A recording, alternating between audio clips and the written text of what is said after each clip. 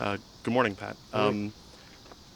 It's a game tomorrow with you're not. It's not quite sure where you guys are at with the table yet, but it's a must-win regardless, even if you want to Yeah, advance. yeah. How does the leagues, the format, and then moving into the Supporters Shield race again 4 days later? How are you approaching this Thursday game? We've already made our decisions. We're not going to wait till results come out to decide on our lineup. We had a plan basically from the Monterey to Charlotte how we would utilize our depth and make a couple changes so we weren't running guys into the ground. And there's certain positions that we're just a little bit thin at. So we're taking all that into consideration, but we have a group that we're hoping goes out in a really good way. And however the results play out tonight um, will inform what our chances are. But we're trying to focus just on us and a good performance. Speaking of that, is this a situation where, regardless of perhaps the outcome of strong performance, is important to keep momentum Yeah, into the Supporters Shield or into always, Sunday? always. You want to be performing well, and experiencing victory is always good for a team.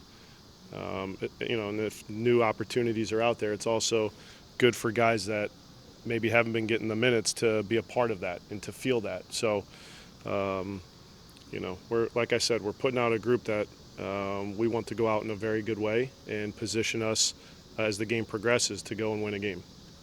So that's kind of how we've approached it. But a good result going into, however, whatever that means for us in the tournament going into the Charlotte game, I think is important.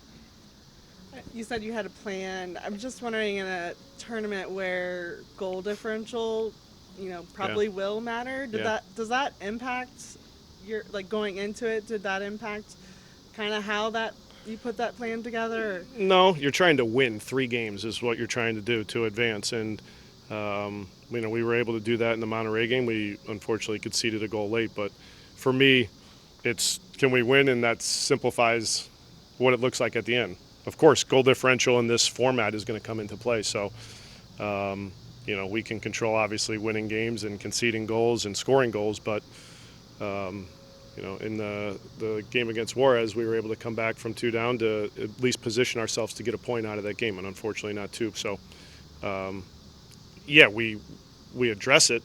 From there, it's how does it play out? How do you perform to go win a game, and what does it look like for other teams as far as their goal differential? So it's certainly a factor, but in some ways you can control it, in some ways you can't. With Chivas already being eliminated, what are you kind of expecting from them? And obviously they are a Yeah, top club in Mexico. So right. what have you seen? They're very good. The results weren't there for them to advance in the competition, so that brings some uncertainty as to uh, what we'll see. But whether they play a majority of the group that's played in the first 2 games or make rotations, they're very strong and a very good team with the ball. I think defensively, a team that is stepping up to the ball as well. I think there's a lot of similarities to the 2 games that we've just seen as far as very strong opponents. This has been a great group for us to be challenged with playing 3 strong teams in Liga MX, and certainly historically they've been a top team. Um, so we're going to expect their best regardless of who's on the field, and know that this will be a difficult game from the beginning. Yeah, just obviously looking at last game, you mentioned the first half, slow start, not the way you wanted. What do you take away from that, and then building into this game, how are you looking to see more improvement? Well, if you look at it in tournament play, a poor stretch um, can be the deciding factor on if you advance or not. And I think with the ball was where we underperformed. I think defensively, aside from the obvious of the how we conceded the goal, I don't think defensively it was poor in the first 45. And then with the ball, we saw drastic improvements and let ourselves down on another crossing moment. So as far as the goals that we conceded, I think it was pretty clear where that could have been better. But that half could be the difference of if we advance or not. And moving forward, like I say, the game always gives you answers as to individual performances, the team, how we're progressing, and I think we're still in a very good position. If we're able to have a strong performance and win a game tomorrow, we will have won 2 games and lost in a penalty shootout. So while it might be disappointing that you don't advance with 7 points, that's the reality of the format, and you have to accept that. So we knew it going in that it would be challenging, and hopefully from our first 2 performances, it guides how we step on the field and perform tomorrow with the expectation to win a game and hopefully advance. Yeah, you say the game gives you answers. Obviously, in the first half of last game, there was no Pavel on the field. You bring on Pavel, some things start to change. Kind of, how important was that, and how much do you factor that in, when moving into this final game? Well, it signifies the importance of Pavel. I think that's clear to everybody. He's been excellent for our group, and when he's not on the field, that's evident at times. I don't want to put it solely on him not being on the field, because we always have confidence that guys can go in and perform and get the job done. But there's a reason we're talking about him the way we are, and because he's played at a high level all year and been our most consistent player in a lot of ways. So, it speaks to Pavel and, how strong our group is when he's on the field. In keeping with maybe that same or similar position,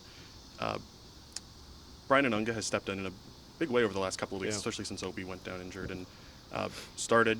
You've rotated with him. He's been a valuable member of your team. What have you seen that's maybe been different from him over the last 8 weeks or 2 months, and how has he maybe improved his game over that time? I think the relationship with him and Pavel continues to grow. I think with the ball, he's making improvements, and defensively, I think physically you can see his fitness and his, the defensive side of the ball in transitions. You can see how much stronger he is now than maybe 2 months ago, where I think there were stretches late in games where physically he didn't look to be in the same spot that he's in now. Games help to get there, but he's been excellent as far as, especially you look at the Miami games, and when, especially on the road, when things broke down and we needed guys to make plays in difficult moments, Brian's been there. He's been there to break up plays. Physically, I think those improvements have helped our group in moments where I think we could have been, exposed or in some trouble. But that's Brian cleaning it up. So I think those are the things that I've noticed, is the on-the-ball improvements and just physically the improvements that he's made. It was announced that Corey Baird was traded to San Diego. Yeah. I know he was a guy that, struggled to find minutes, but seemed to get along well with the guys and was, willing to move different positions. Mm-hmm. What do you think what do you lose in his departure, I guess?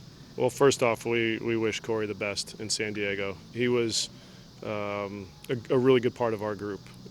You said it, maybe the minutes weren't what he would have liked or what we expected, but he came in the right way every day. He was an excellent pro, a good teammate. He pushed the starting group, was ready for reserve minutes or, a start when he got it. I think what set him back was the injury, last year, and then being able to come back from that in a way that, just at that time made it difficult, I think, to get the starts in the minutes. And it was kind of an uphill battle from there. But like I said, he went about it the right way. And, you could see it out there today. His teammates, they appreciated him and they miss him. So they had a nice little farewell for him as part of the, our transfer game. But like I said, we wish him the best. He was a good piece of this team. It's been a pretty active summer so far with the moves the club has made. I guess, are you pleased with how those additions are going to help you, and do you feel like you now are seeing kind of the depth that'll help you guys at the end of the season? Very pleased. It's tough at this stage to always be able to strengthen your team, and we think with the additions, Ender coming in, I've already mentioned Kai previously, Ayub coming in. These are pieces that we think can help us down the stretch, and hopefully you get guys healthy with Kevin, with Sergio, Yuya, Obi. These are key pieces to our group, and that helped inform some of these moves. So credit to Chris and his group for being able to go out and get some pieces that we think help us in this stretch run.